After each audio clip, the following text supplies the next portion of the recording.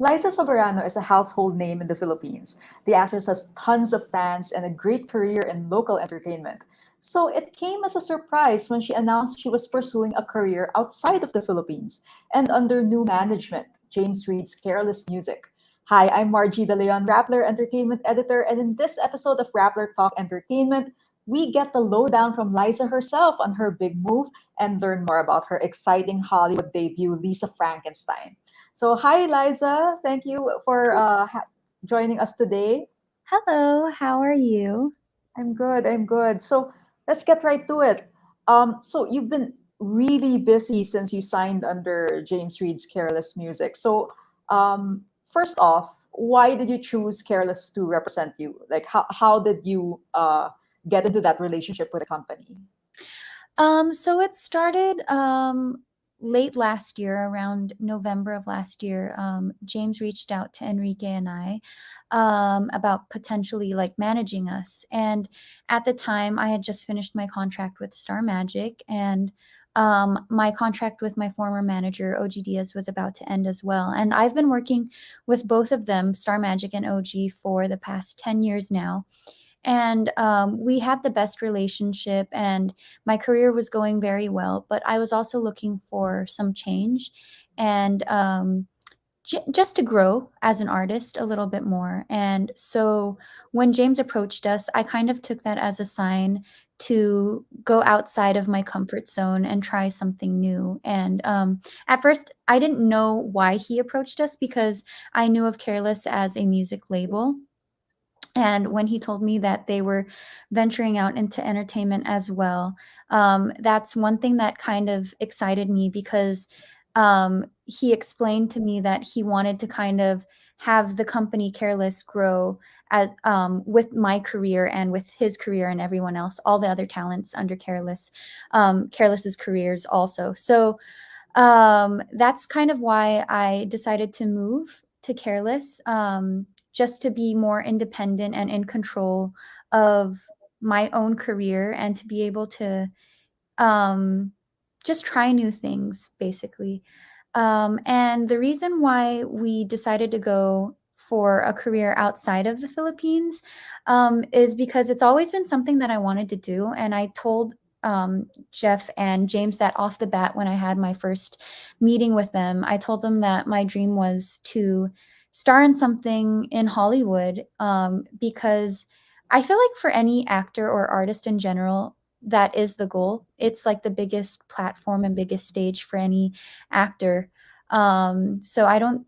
I think anybody, like any artist, would really dream of being in a Hollywood movie or TV show. And I decided to pursue that this year, specifically because I was out of contract with all my other management contracts before, and so it was just the perfect time to start trying something new. Right, like the world's your oysters all of a sudden. Yeah. Um, so, what's James like? Everybody knows who James Reed is, but what is he like as a boss? Like, technically, he's your boss, right? Mm-hmm. Okay, so the cool thing about Careless and the cool thing about James is he constantly reminds me that he's not my boss.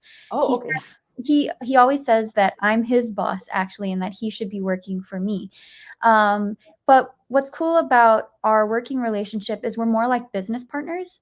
Um, because my business is my brand, and um instead of him telling me what to do or how I should handle my career or what direction I should go in. He asks me what I want to do, and he kind of finds the different um, resources to bring me there, basically. And yeah, the cool thing about working with James is we're just very open with each other about like what I want to do and how he like envisions me getting to where I want to be.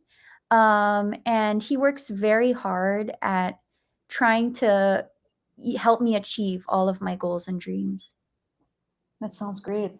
Um, so when you got into this, I'm sure you thought that, of course, you knew that it was going to be like a huge risk, Yeah. because it was something that you weren't technically used to. How did your friends and your family react when you broke the news that you were trying something like this big and this new?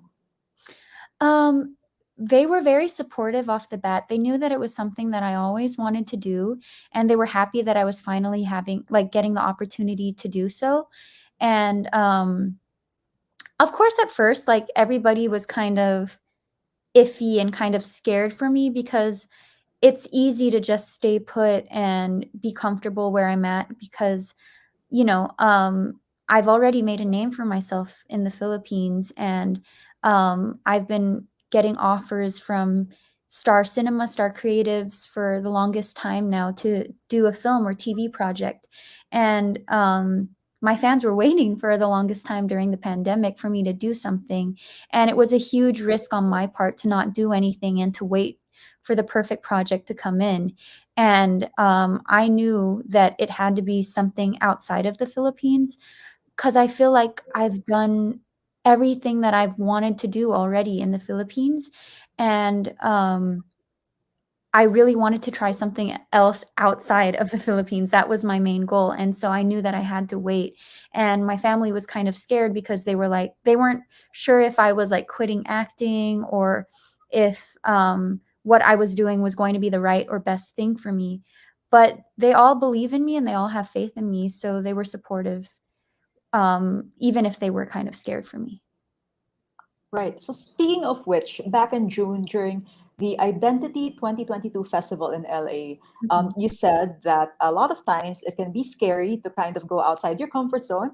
And I myself am experiencing that right now. So fast forward a few months later, and you sounded a bit like, of course, a bit nervous Yeah. during that time. So fast forward to now, and how are you feeling? I'm feeling great. I'm feeling happier than I've ever been with where I'm at now. Um, for some reason, I'm not scared at all. I've learned to like just enjoy the process and to soak in everything that I'm experiencing right now because it's a once in a lifetime opportunity and I don't want it to be overshadowed by my nervousness or my wanting for it to be successful or the greatest thing for me. I'm just happy that I'm getting to explore and venture out and try something new. And whether it goes great or not, it's still a learning experience and it's my lesson to learn. Great. So, since joining Careless, you've been spotted all around the world with all these awesome personalities. Like our producer Marga brought up just a few minutes ago, Jay Park. You were in a video Mhm. with Jay Park, and that was awesome. So, Mhm. what was that like being around all these like big international personalities? It was so surreal. I grew up watching a lot of the people that I got to meet. Jay Park, he's such a big hip hop artist in Korea, and I got to meet Ive. I got to meet DK from Icon. I got to meet so many amazing people, and I was literally just living my fangirl dreams. I was having the time of my life, just having fun, soaking it all in. I was nervous, of course, as any fan would be when meeting their idols. But I also learned a lot of things from them. And so it was just a really fun experience. And we got to make really great relationships with all of these people and a lot of the people behind the scenes that make these idols, these artists who they are today. So I'm just learning a lot from all these people and just building good relationships and making friends. Great. So, given that, like, have you felt a difference between the international celebrity scene and the Filipino scene? Like, are there any interesting differences that you spotted? I would say one thing that I noticed is international celebrities, um, they're very their priority is their artistry. Like they're very independent in the sense that um, they will not they will not sacrifice anything for their artistry. Of course, like they have their fans in mind, and they always want to cater to their fans as well, but they will never prioritize that over something that they really want to do. Of course, they take comments and every suggestions into consideration, but the cool thing about them is they just want to create something that has never been created before, and that's something that I really admire about them. Um, and they're not afraid to like just jump and go for it. I'm not saying that Filipino celebrities aren't like that, but it's just more apparent in a lot of international celebrities, no matter what age they are. I feel like a lot of Filipino celebrities that are a little bit older have more of that bravery and more of that independence as opposed to the younger celebrities. But younger celebrities abroad, like people even younger than me, are so fierce and so savage about like um getting to where they want to be as soon as possible, and not letting other people dictate how like who they should be or how they should express their artistry. And so yeah, that's something I really respect about them. Awesome. So speaking of like your artistry, so let's talk about your Hollywood debut. Mhm. So Lisa Frankenstein, what first ran through your head when you got the role? um so I found out when I was in Korea, and it was a really early morning. And I was like half asleep half awake when I found out. I was very excited and happy, of course, because when I read the script, I was like blown away. I knew that I wanted to be in it. Like after the fifth or sixth sequence, it was something that like it's like a dream movie, a dream project of mine.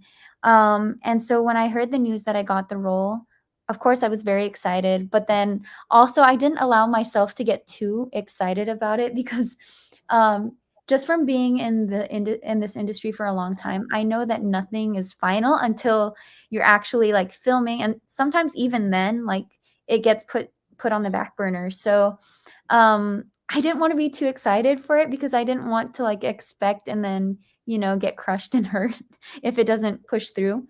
But thank God it did. And so I'm really happy. I came in with no expectations, just wanting to experience something new, and I'm enjoying every single bit of it. What was the audition process like? I mean, I'm sure you've auditioned for stuff in the Philippines, but like what was it like auditioning for a Hollywood film? So honestly, I haven't auditioned for anything in a long time. The last audition I probably had was when I was like 15 or 16. Um, and so when I was told to make an audition tape for this, it was a self tape that I had to film. I've never created a self tape before. All my auditions in the past were in person, and so I didn't know how to do it. I didn't even know like what the right format for it was, or like what to even say or do. And luckily, my U.S. representatives are very experienced with that. Of course, they taught me step by step, and I filmed it while I was in Korea with my manager, Jeff. And he was the one reading the lines with me. So the first pass that we did it completely wrong. There was not enough like headspace, and they're very particular about like headspace in the video. It was even blurry, and then I was like looking straight at the camera while saying my lines, which you're not supposed to do because you don't do that like when you're actually filming. So you're supposed to be looking at the person you're reading lines with. So I had to redo it and completely redo it and film it on another day. And then I had to edit it. I had the Careless team edit it for me, and then we sent it over to the production. And we waited for about 3 days, I believe, before we got the news that I was casted for the role. Awesome. So tell us a little bit more about the role and what drew you to that particular character. Okay, I played Taffy, who is a high school cheerleader from the 80s. Um, One thing in particular that drew me to the role is, well, I like the fact that it takes place in the 80s, which is something that I never got to do before. I've never done something from a different time period. And so, like, I really enjoy all the different looks, the hair, the makeup, the outfits. Um, but what drew me to actually, I can't talk much about the character because I don't want to spoil anything for anybody. But what drew me to the story is the genre itself. I've always wanted to be in a horror movie. But what makes this exciting is that it's a horror comedy romance. I'm fairly like comfortable with romantic comedies because that's what I've been doing in the Philippines. But then you mix in a little bit of like a horror thriller aspect to it, which is really exciting for me. And it's a Diablo Cody film. I'm a huge fan of hers, and we all know like the amazing stories she's made, like Jennifer's Body and Juno.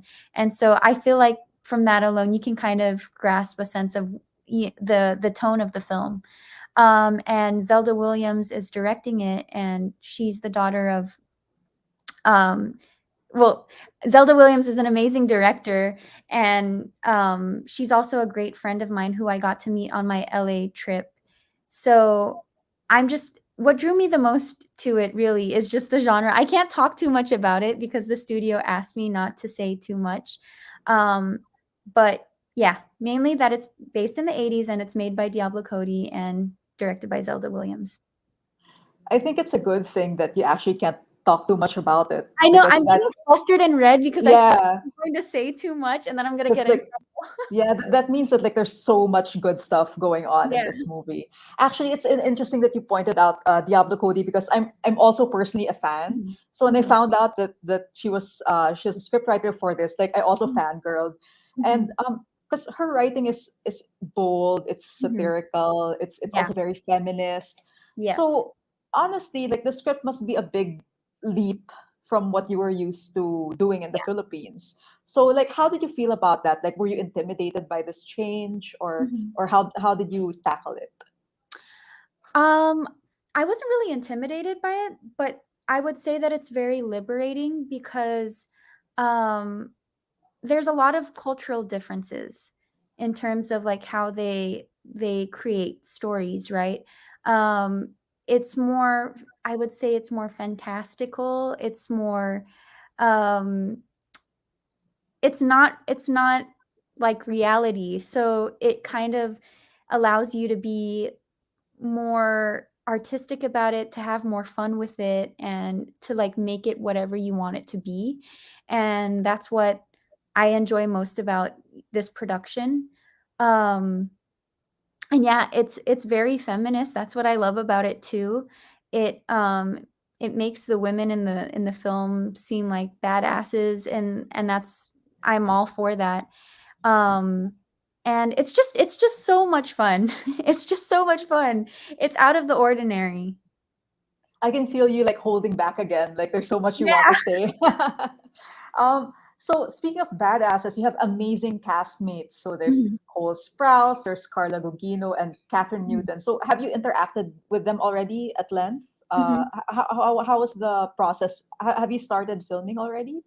Yeah, we're actually on our 12th day of filming. I've filmed about 8 or 9 days already. Today is my day off. They're filming right now, but I'm not there. I did get to spend some time with Catherine Newton, Cole Sprouse, and Henry Eikenberry. I have yet to meet Carla Gugino. She comes in at the end of the month, I believe. They're all amazing. Cole and Catherine are at such a young age. They're like veterans in this industry. They've been working since they were very young, so they're very professional. They know exactly what to do, and they all knew that I was new to this American production, and they made sure that I got very like I got comfortable with them and with working on in such a new environment. And they're just so much fun to be with.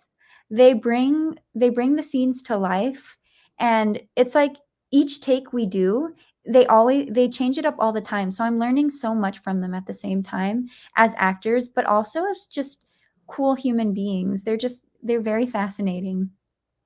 Yeah, now that you mention it, like Cole Sprouse has been in the industry since he was literally like a child. Like 6 Because months old. yeah, because and he was Ben in Friends, right? He was Mhm. Ross's son. I I just believe so. remembered. Yeah. So we're actually down to our last few questions, Liza. So the director, Zelda Williams, is actually Filipino American, right? Like Yes. she's Robin Williams' daughter and she's half Filipino. So have you two actually spoken to each other about that? Like Mhm. in terms of Hollywood, like uh showing more Phil Am Mhm. faces? Mhm. Actually, the first time I met her, I didn't know that she was Robin Williams' daughter. And I try not to bring that up so much because even though like she's super proud of her father and everything, and she's such a daddy's girl, but she's also like very much her own person. And so but like she has a lot of similarities to him, even though I have never really met him. But like look wise, she looks very much like him, and personality, you can tell that she's gotten a bit of his personality too. I did know that she was Filipino off the bat when I met her because she told me that her mom is half Filipino. And that was without me knowing that her dad was Robin Williams. And so we had that instant connection because we're both, from have Filipino origins.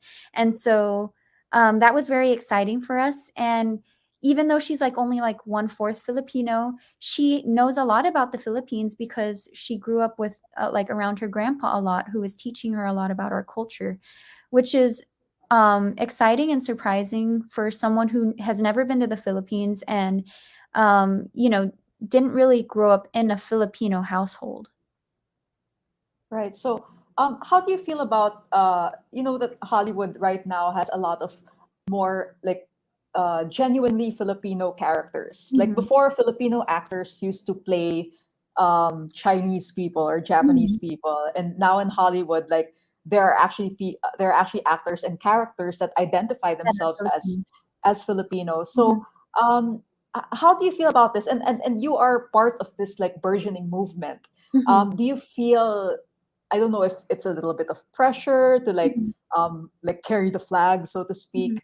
Have you ever felt something like that? I'm just very proud of where we are at right now and what Filipinos are achieving on like a global stage. I don't really feel pressured to like carry the flag because there's so many of us doing it now, and I feel like it has become more or less a common thing. But I'm very much happy to represent Filipinos as someone who has grown up in the Philippines and has like actually worked in the Filipino entertainment industry. A lot of the Filipinos that are making it out here are Filipino Americans who didn't really get to grow up and experience the Philippines. So I guess that's one thing that I can, like, one thing that makes me a little bit different is that I actually grew up in the Philippines and in the entertainment industry. And so I have like a lot of that to share and a lot of that to just show to the world and talk a little bit more about with the world. Great. So right before we wrap up, any other upcoming projects you'd like to share with us?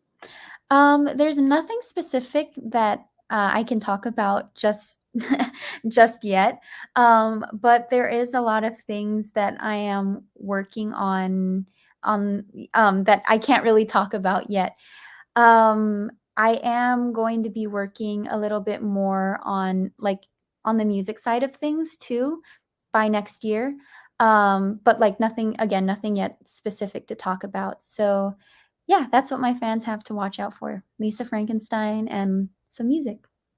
Okay, so you hear that, guys? It's a good thing that she's holding a lot back Mhm. because there's so much more in store for us. And Mhm. thank you so much, Liza, for being on Rappler Talk Entertainment. It was such a treat to speak with you today. Thank you. Thank you for having me. All right, so guys, catch Lisa Frankenstein, the new Diablo Cody movie, and the Zelda Williams movie. I'm Marguerite De Leon. Thank you so much for watching, everybody.